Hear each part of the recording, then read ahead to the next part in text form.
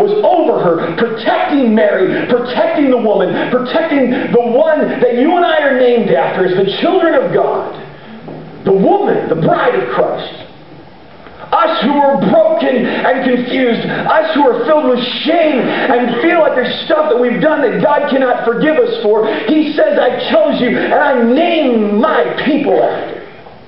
You're the symbol of me. I don't care what you've done. And at that night as that dragon breathed, wanting to destroy that child, God had a plan. She gave birth, verse 5, to a son who was to rule the nations with an iron rod, and the child was snatched away from the dragon and caught up to God and to his throne. The woman fled in the wilderness where God had prepared a place to care for her 1,260 days. Then, read this, then there was war in heaven. When did the war happen? After Christ's ascension. Now, for those of you who have been raised in church and heard this before, your understanding is the war in heaven happened a long time ago, and Satan was cast down. But the Bible just said, then there was war in heaven. Okay. Satan was cast down. 2 Peter talks about that. But then he still had access to heaven up to this point. He still was up there. Read Job chapter 1. The representatives of the worlds get together to talk to God, and here's Satan representing earth. Why? Because he says, this is my place that Adam and Eve gave to me.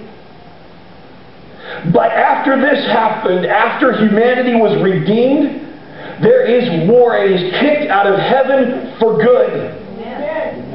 And the dragon, verse 8, lost the battle. Verse 8 in chapter 12, put it up on the screen. Chapter 12, verse 8, and the dragon lost the battle, and he and his angels were forced out of heaven. This great dragon, the ancient serpent called the devil or Satan, the one deceiving the world, was thrown down to the earth with all his angels. Then I heard a loud voice shouted across the heavens. You want to talk about worship? You want to talk about praising God? Can you imagine the shout that shakes the universe?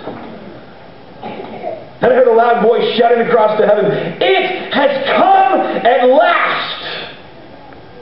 Salvation and power and the kingdom of our God and the authority of his Christ. For the accuser of our brothers and sisters has been thrown down to the earth, the one who accuses them before our God day and night. Christ's victory was solidified when he returned victorious from the grave, saying to you and I that we have power and authority in the name of Jesus Christ. You do not have to live the life you have because you are set free, you are broken, you're confused, and you're filled with shame, but he has paid that debt, and you have new life. For the accuser of our brothers and sisters, and if you are accused right now, if you have put yourself under the blood of the Lamb, if you feel accused right now, and you're saying, man, I'm broken, and I'm ashamed, and I'm horrible, and I've done this, that is the whimpering voice of Satan still trying to yell at you. It is a lie because you have been covered by the blood of Jesus. When you say, Father, come in, take away my sin by the blood of the one who died for me. The one who accuses them before our God day and night. And they have defeated him.